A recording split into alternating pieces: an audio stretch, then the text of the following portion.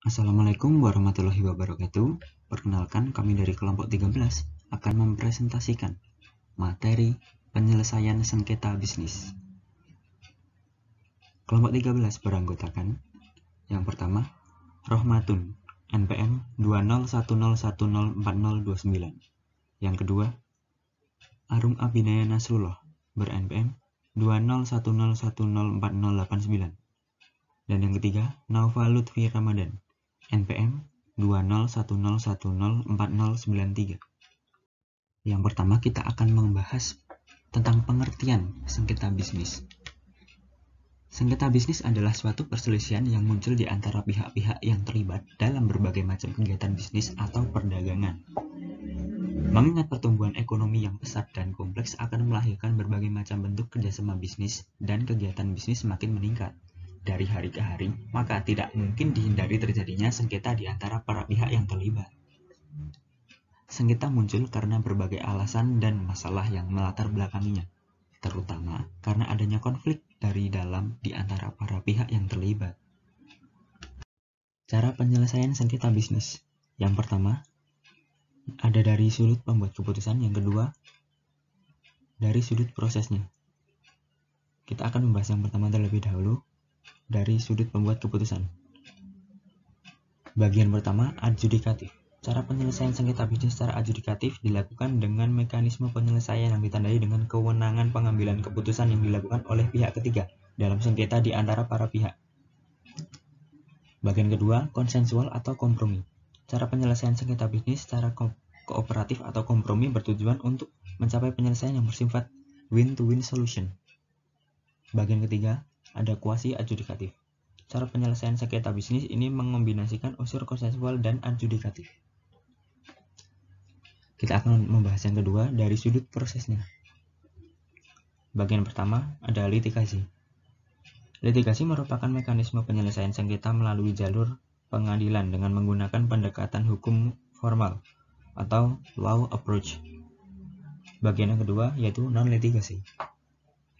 Non-litigasi merupakan mekanisme penyelesaian sengketa di luar pengadilan dan tidak menggunakan pendekatan hukum formal. Lembaga penyelesaian sengketa bisnis di Indonesia. Yang pertama, ada pengadilan umum. Kedua, pengadilan niaga. Ketiga, arbitrase. Keempat, penyelesaian sengketa alternatif. Pengadilan umum. Undang-Undang Nomor 2 Tahun 1986 Pasal 50 tentang Pengadilan Umum dinyatakan bahwa pengadilan negeri bertugas dan berwenang memeriksa, mengadili, memutus, dan menyelesaikan perkara pidana dan perkara perdata di tingkat pertama. Berikut karakteristik pengadilan umum, antara lain. Yang pertama, prosesnya sangat formal. Yang kedua, keputusan dibuat oleh pihak ketiga. Yang ketiga, para pihak tidak terlibat dalam pembuatan keputusan. Yang keempat, isi keputusan win-lose solution. Yang kelima, sifat keputusan memaksa dan mengikat. Yang keenam, orientasi pada fakta hukum. Yang ketujuh, fokus pada masa lampau. Kedelapan, proses persidangan bersifat terbuka.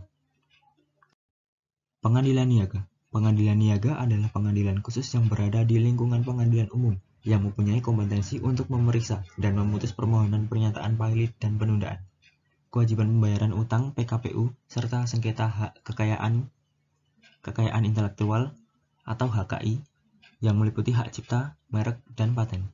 Berikut karakteristik pengadilan niaga antara lain. Yang pertama, prosesnya sangat formal. Kedua, keputusan dibuat oleh pihak ketiga yang diutus negara atau majelis hakim. Yang ketiga, para pihak tidak terlibat dalam pembuatan keputusan. Keempat, sifat keputusan memaksa dan mengikat. Kelima, orientasi pada fakta hukum. Yang keenam, proses persidangan bersifat terbuka. Dan ketujuh, waktunya singkat. Yang selanjutnya yaitu arbitrase. Dasar hukum arbitrase.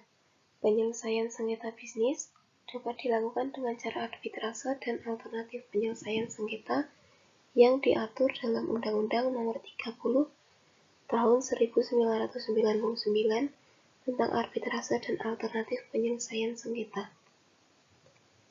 Jenis-jenis arbitrase.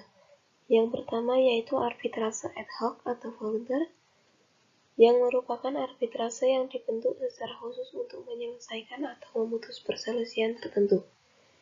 Yang kedua yaitu arbitrase institusional, merupakan lembaga atau badan arbitrase yang bersifat permanen.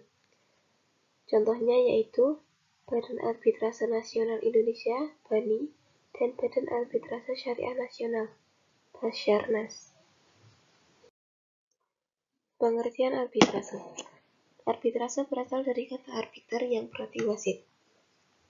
Menurut Undang-Undang Nomor 30 Tahun 1999, arbitrase diartikan sebagai cara penyelesaian suatu sengketa perdata di luar peradilan umum yang didasarkan pada perjanjian arbitrase yang dibuat secara tertulis oleh para pihak yang bersengketa. Yang selanjutnya yaitu objek arbitrase. Sengketa yang dapat diselesaikan melalui arbitrase hanyalah sengketa dalam bidang perdagangan. Undang-Undang Nomor 30 Tahun 1999, Pasal 4 tentang arbitrase dan alternatif penyelesaian sengketa menyatakan bahwa pengadilan negeri tidak berwenang menyelesaikan sengketa para pihak yang telah terikat di dalam perjanjian arbitrase, dan putusan arbitrase adalah final. Artinya tidak dapat dilakukan banding, peninjauan kembali atau kasasi, serta putusannya berkekuatan hukum tetap bagi para pihak. Alternatif penyelesaian sengketa. Menurut Pasal 1, Angka 10 Undang-Undang Arbitrase dan Alternatif Penyelesaian Sengketa menyatakan bahwa alternatif penyelesaian sengketa yaitu lembaga penyelesaian sengketa atau beda pendapat melalui prosedur yang disepakati oleh para pihak, yakni penyelesaian di luar pengadilan dengan cara negosiasi, mediasi, konsiliasi, atau penilaian ahli. Bentuk-bentuk alternatif penyelesaian sengketa ada 4, yaitu negosiasi, mediasi, konsiliasi, dan penilaian ahli. Yang pertama, negosiasi. Negosiasi berasal dari kata Latin, negotium, yang berarti kegiatan atau usaha, yang merujuk pada bentuk tawar-menawar atau berunding dengan sudut pandang guna mencapai kesepakatan. Melalui negosiasi, para pihak yang bersengketa atau berselisih paham dapat melakukan proses penjajakan kembali akan hak dan kewajiban para pihak dengan atau melalui suatu institusi, suatu situasi yang saling menguntungkan, win-win solution, dengan memberikan atau melepaskan kelonggaran atas hak-hak tertentu berdasarkan atas timbal balik. Berikutnya ada alternatif penyelesaian sengketa. Yang pertama ada negosiasi. Dalam mekanisme negosiasi, penyelesaian sengketa harus dilakukan dalam bentuk pertemuan langsung oleh dan di antara para pihak yang bersengketa tanpa melibatkan orang ketiga untuk menyelesaikan sengketa melalui negosiasi yang diberi waktu 14 hari untuk melakukan prosesnya. Persetujuan atas kesepakatan yang telah dicapai kemudian dituangkan secara tertulis untuk ditandatangani oleh para pihak dan dilaksanakan sebagaimana mestinya. Kesepakatan ini bersifat final dan mengikat bagi para pihak. Kesepakatan tertulis tersebut menurut ketentuan Pasal 6 Ayat 7 Undang-Undang Nomor 30 Tahun 1999 tentang arbitrase dan alternatif penyelesaian. Sengketa wajib didaftarkan di pengadilan negeri dalam jangka waktu 30 hari terhitung sejak tanggal dicapainya kesepakatan. Yang selanjutnya ada mediasi. Mediasi adalah salah satu mekanisme penyelesaian sengketa di luar pengadilan melalui perundingan yang melibatkan pihak ketiga yang bersifat netral dan tidak memihak. Pihak ketiga ini dinamakan mediator yang bertugas untuk membantu para pihak yang bersengketa dalam mengidentifikasi isu-isu yang dipersengketakan guna mencapai kesepakatan. Dalam menjalankan fungsinya, mediator tidak mempunyai kewenangan untuk membuat keputusan. Untuk yang berikutnya ada konsiliasi. Konsiliasi merupakan sebuah proses saat pihak dalam sebuah konflik dengan bantuan seorang pihak ketiga, netral atau konsiliator, mengidentifikasi masalah, menciptakan pilihan-pilihan, mempertimbangkan pilihan penyelesaian.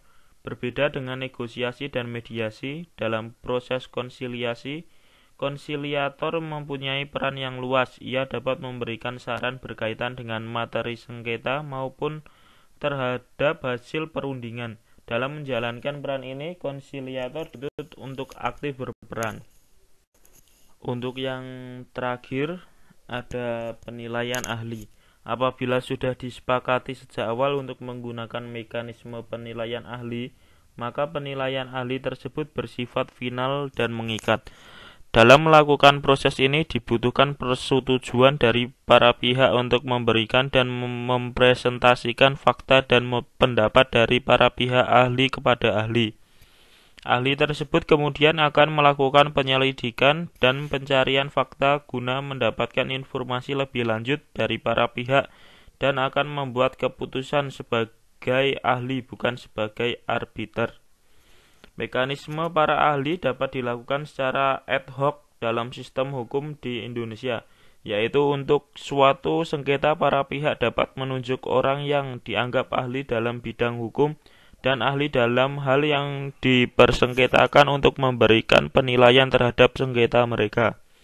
Pasal 52 Undang-Undang Nomor 30 Tahun 1999 tentang arbitrase dan alternatif penyelesaian sengketa yang menyatakan bahwa para pihak dalam suatu perjanjian berhak untuk memohon pendapat yang mengikat dari lembaga arbitrase atau hubungan hukum tertentu dan sebuah perjanjian.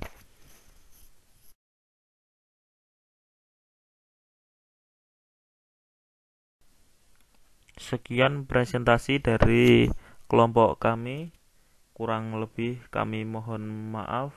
Wassalamualaikum warahmatullahi wabarakatuh. Terima kasih teman-teman.